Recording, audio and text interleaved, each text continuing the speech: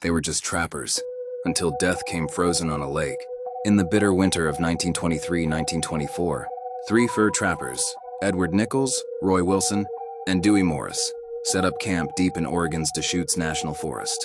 They were living in a remote cabin beside Little Lava Lake, surviving off the wild, far from the prying eyes of civilization. But by April 1924, something had gone terribly wrong. Searchers discovered their bodies under the frozen surface of Lava Lake. The ice itself had been cut open. Inside, the men lay dead, victims of blunt force trauma and gunfire. Their sled was stained with blood, and a hammer stained red rested nearby in a fox pen behind their cabin. No footprints led away. The only sign of violence was the frozen blood, clumps of hair, and a human tooth by the shoreline. It was the discovery that would baffle investigators for decades. A suspect emerged, a man named Charles Kimsey, but despite suspicions and local rumors, no one was ever convicted.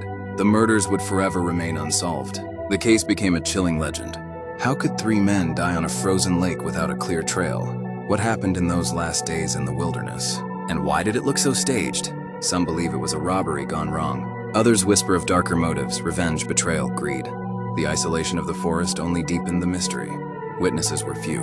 Records were scarce. By the time authorities pieced together what they found, the killers had melted away like the ice itself. Today, over a century later, the Lava Lake murders still haunt Oregon's forests. The cabin stands abandoned in old reports, but no ghostly lights flicker there and no answers await.